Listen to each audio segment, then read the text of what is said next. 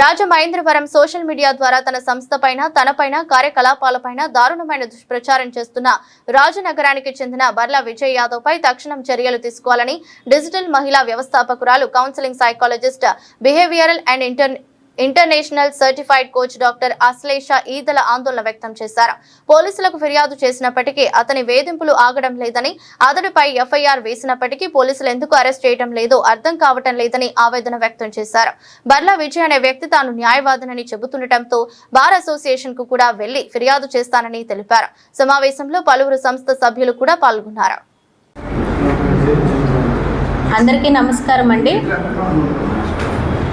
నా పేరు డాక్టర్ అశ్లేష ఈదల. నేను ఒక సైకాలజిస్ట్ని. కౌన్సిలింగ్ సైకాలజీలో ఎంఏ సైకాలజీ చేశాను. అలాగే ఎంఫిల్ పిహెచ్డి ఉమెన్ ఎంపవర్మెంట్ మీద చేశానండి. నేను గత 3 సంవత్సరాలుగా డిజిటల్ మహిళ అనే ఒక సంస్థను నడిపిస్తున్నాను, ఒక కమ్యూనిటీని నడిపిస్తున్నాను. అలాగే ఒక 5-6 సంవత్సరాలుగా నేను పిల్లల సైకాలజీ మీద వివిధ న్యూస్ ఛానల్స్, యూట్యూబ్ ఛానల్స్లో వీడియోలు ఇవ్వడం చేస్తూ ఉన్నాను. జూలై 15వ తారీఖు 2026 జూలై 15వ తారీఖు నేను చేస్తున్న పనుల మీద అసభ్యకరమైన వ్యాఖ్యల్ని వ్యాఖ్యానిస్తూ డిజిటల్ మహిళా సంఘాలని ఉద్దేశించి ఒక కాన్స్పిరసీ అనేది ఒక వ్యక్తి చేయడం మొదలుపెట్టాడండి. ఆ వ్యక్తి జూలై 15 రోజున డైరెక్ట్గా పేర్లు వేయకుండా బీప్ సౌండ్లు వేసుకుని ఇన్స్టాగ్రాము, యూట్యూబ్, ఫేస్బుక్ ఉద్దేశించి కొంతమందిని తప్పుద్రోవ పట్టించే వీడియోలు చేయడం మొదలుపెట్టాడు. సోషల్ మీడియాలో ఇవన్నీ సర్వసాధారణం అని చెప్పి జూలై 15వ తారీఖున ఏమీ రియాక్ట్ అవ్వలేదండి, మేము రెస్పాండ్ అవ్వలేదు. అలా చూస్తూ ఉండగా యూట్యూబ్లో పెద్ద పెద్ద వీడియోలు రిలీజ్ చేయడం మొదలుపెట్టాడు. ఇందులో వీడియోలు ఎవరిని ఉద్దేశించినవంటే డిజిటల్ మహిళ అనేది 22,000 మంది మహిళల సభ్యత్వం ఉన్న ఒక సంస్థ అండి. డిజిటల్ మహిళలు అనేది ఇవాళ ఒక వ్యవస్థాపకురాలు రాజమండ్రిలో కూర్చుని మాట్లాడుతున్నప్పటికీ కూడా 56 ప్రదేశాల్లో అండి సిఐ గారు అదే ఫోన్ చేసి అడిగారు, ఏమయ్యా నీకు ఈవిడ తెలుసా, ఎందుకు మీ ఇద్దరికి పాత కక్షలు ఏమన్నా ఉన్నాయా, స్టేషన్కి రా మాట్లాడుకుందాం, ఏమన్నా ఉంటే లీగల్గా కంప్లైంట్ చేసుకో అని అడిగితే ఏ దారి పోయేదాన్ని 2021లో నేను నాకు తెలుసని చెప్పానండి సిఐ గారికి. అసలు అది ఎవరో నాకు తెలియదు, రోడ్డు మీద తిరుగుతూ ఉంటే నేను అవకాశం ఇచ్చాను, నేను అలా చాలా మందికి అవకాశాలు ఇచ్చుకుంటూ ఉంటాను, కారుల్లో వెళ్తే నాకు సలాం కొడుతుంది అది అని చాలా దిగజారే మాటలన్నీ మాట్లాడాడండి సిఐ గారితో కూడా. అంటే ఎవరు నన్ను ఏం చేస్తారులే అన్న కండకావరం అండి. నేను బయటకు వచ్చి మాట్లాడలేనేమో, పరుగుల కుటుంబాలేమో, వీళ్ళ ఆడవాళ్ళు ఎవరు బయటకు రారేమో, ఎక్కడా కూడా నోరిప్పరేమో, వీళ్ళందరూ ఆ స్క్రీన్ షాటే దాక్కుంటారేమో, ఇలాంటి ఒక స్టేట్మెంట్ ఇచ్చేటప్పటికి భయపడిపోతారేమో అని చెప్పి ఈ నెల రోజులు మమ్మల్ని చేసినంత ఇబ్బందులు అంతా ఇంత కాదండి. అసలు ఇప్పటికీ కూడా ఏదైనా ప్రాబ్లం ఉంటే కంపెనీ యాక్ట్ ప్రకారంగా రిజిస్టర్ అయిన కంపెనీ అన్నది ఎంఎస్ఎంఈ 2022లో రిజిస్టర్ చేసుకున్నానండి. నేను ప్రతి నెల ట్యాక్సులు కడతానండి. 49,000-50,000 మంది సభ్యత్వం ఆన్లైన్లో డేటా అంతా క్లియర్గా ఉంటుందండి. ఇప్పటికీ ఏమన్నా అవకతవకలు ఉంటే లీగల్గా కంప్లైంట్ చేసుకోవాలి, ఈమెయిల్ రాసుకోవాలి, నాకు నోటీస్ ఇవ్వాలి. 4 పుస్తకాలు రాశానండి నేను. అమెజాన్, ఫ్లిప్కార్ట్, ఆంధ్ర తెలుగు మహిళలు ఎక్కడున్నా కూడా నా పుస్తకాలు నేను సుపరిచితం. నాలాంటి వ్యక్తినే ఇంత ప్రూఫ్ ఉన్న వ్యక్తిని, ఇంత సోషల్ ప్రెజెన్స్ ఉన్న వ్యక్తిని, ఇంత వెల్ క్వాలిఫైడ్ ఉన్న వ్యక్తిని ఇంత టార్గెట్ చేస్తున్నారు అంటే మీరు కూడా కొంచెం ఆలోచించవలసిన ఇది ఉందండి. ఎప్పుడు కూడా వ్యక్తిగత దోషాలు కానీ, రాజకీయమైన దోషాలు కానీ, ఎలాంటిది కూడా కమ్యూనిటీలో కానీ అతనితో కానీ నాకు ఎప్పుడు ఎలాంటి సంబంధం లేదు. 2021లో వాళ్ళ స్కూల్కి వెళ్ళాను, 10th క్లాస్ విద్యార్థులు ఎగ్జామ్ ముందు రోజు వెళ్ళాను. స్ట్రెస్ మేనేజ్మెంట్ మీద ఒక లెసన్, ఒక కోచ్గా నేను ఒక సెషన్ తీసుకున్నాను. వాళ్ళ నాన్నగారు తను కలిపి ఒక మొమెంటో ఇచ్చారు. అది తప్ప నాకు వాళ్ళకి ఏ రోజు కూడా సంబంధం లేదండి. రోజు ఎలాంటి వ్యవస్థకి అతను భయం లేకుండా ఉంటే రేపు పొద్దున వ్యవస్థల పట్ల భయం ఎలా వస్తుంది అంటున్నానండి నేను. మీరు నేను మిమ్మల్ని హెల్ప్ తీసుకుని నేను ఇవాళ ఎక్స్ప్రెస్ చేస్తున్నాను అంటే మీరందరూ కూడా ఈ భావాన్ని వ్యక్తం చేస్తారనే కదండి. ఈరోజు అండి ఇలాంటివి జరుగుతున్నప్పుడు ఎవరో ఒకళ్ళు వాయిస్ ఇవ్వాలి కదండి, ఒక వాయిస్ అనేది ఎక్స్ప్రెస్ చేయాలి కదండి.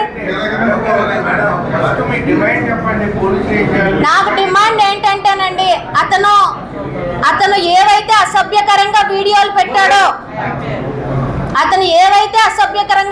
పెట్టాడో అందరికీ ఫోనులు చేపిస్తున్నాడో, అందరినీ కూడా మానసికంగా ఇబ్బంది పెడుతున్నాడో, పిక్చర్స్ వేసి ఫోటోలు వేసి వీళ్ళు అని పలానా చూపిస్తున్నాడో, ఇలాంటి వాటిపైన తక్షణంగా చర్యలు తీసుకోవాలి. సైబర్ బుల్లింగ్, సైబర్ హెరాస్మెంట్ జరిగినప్పుడు నేను పాత్రికేయుల సపోర్ట్ కూడా ఎందుకు తీసుకున్నానంటే ఇవన్నీ కూడా నమ్మశక్యమైన ఛానల్స్. ఈరోజు ఎవరో ఒకళ్ళు చిన్న ప్రైవేట్ ఛానల్ పెట్టేసుకుని పాపం వాళ్ళు తెలియని వ్యక్తుల్ని తప్పుద్రోవ పట్టిస్తూ ఉంటే ఏదైనా చెయ్యాలనుకున్న వ్యక్తికి ఇంకా ఎలా చేస్తారండి? సొసైటీలో అందరూ ఎంపీలు, మినిస్టర్లు అందరినీ మేము కలిసే అంత ఆ స్థాయి ఉండదు కదండి. అందరికీ ఒక ప్రోటోకాలు, ఒక అపాయింట్మెంటు, ఒక ఇన్ఫ్లుయెన్స్ అన్నీ ఉంటాయి కదండి. సార్ నేను ఎవరిని కూడా నాకు అది కావాలి ఇది కదా అని వ్యక్తిగతంగా అడగడానికి రాలేదు. డిజిటల్ మహిళ అనేది నా ఒక్క మనిషి సభ్యత్వం కాదు, చాలామంది మహిళలు వివిధ ప్రాంతాల నుంచి ఎక్స్ప్రెస్ చేస్తున్న ఒక డిజిటల్ కమ్యూనిటీ అండి. అలాంటి కమ్యూనిటీస్కి మనకి ప్రొటెక్షన్ ఉండాలని చెప్తున్నానండి. మీరు మీ సహకారం కూడా అందించి మీరేం చేయాలో కూడా ఈ భావ వ్యక్తీకరణ మనకి పాసిబుల్ అవుతుందని మీ అందరి సహకారం తీసుకున్నానండి. క్లాసు ఇంటి దగ్గర నుంచి కష్టపడే మహిళలు అందరూ ఉంటారండి. వాళ్ళల్లో అలజడి రేపితే తనకు ఒక వ్యూవర్షిప్ వస్తుందని సోషల్ మీడియాలో ఈజీగా ఎదగొచ్చని చెప్పి బురద జల్లడం తప్ప ఏమీ జరగదు. రోజు కూడా అతను పెట్టే వీడియోలు మహిళలు సర్క్యులేట్ చేసుకుని వాళ్ళకు ఒక అసభ్యకరమైన మాటలు దూషిస్తూ ఇవన్నీ మాట్లాడడం వల్ల అతను వ్యూవర్షిప్, అతను సోషల్ మీడియా ఫేమే ఆలోచించాడు తప్ప ఒక వ్యక్తిని ఇలా విమర్శించకూడదు, వ్యక్తిగతంగా మహిళల్ని ఇలా చేయకూడదు అనే ఆలోచన కానీ, ఇంత పెద్ద కమ్యూనిటీ ఉందని కానీ, ప్రతిదీ ఆన్ పేపర్ ఉందని కానీ అతనికి ఏ మాత్రం కూడా అవగాహన లేకుండా చేస్తున్నాడండి.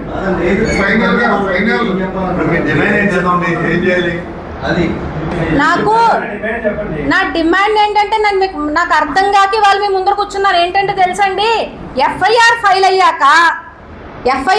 అయ్యాక నేను రాను స్టేషన్కి, ఏం చేసుకుంటారో చేసుకోండి అని ఆగస్టు 3వ తారీఖు ఎఫ్ఐఆర్ ఫైల్ అయితే పోలీసులు కూడా రెస్పాన్స్ ఇవ్వని ఒక వ్యక్తిని అస్తమాను బార్ అసోసియేషన్ పేరు పెట్టుకుని బార్ అసోసియేషన్ కించపరిచేలాగా సీనియర్ అడ్వకేట్లతో మాట్లాడుకుంటానని ఇప్పుడు వరకు రెస్పాండ్ అవ్వని ఇలాంటి వ్యవస్థలకి మహిళలకి రక్షణ ఎక్కడా అని అడుగుతున్నాను నేను.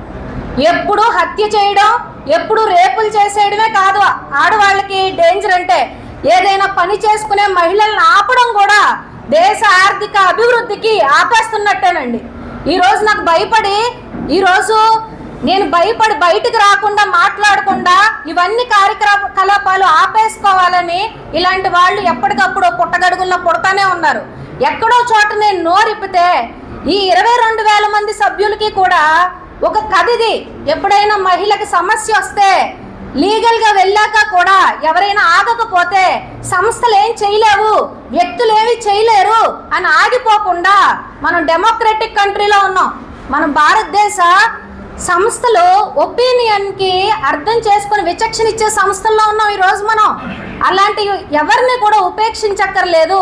మనకున్న వివిధ మాధ్యమాలు లీగల్గాను, ప్రెస్ క్లబ్బుల ద్వారాను, అలాగే సోషల్ మీడియా ద్వారాగా కూడా మనం చేయవలసిన తగిన శాస్తి చేయగలం అని చెప్పడానికి ఈరోజు మీ అందరి సహాయం తీసుకున్నానండి నేను.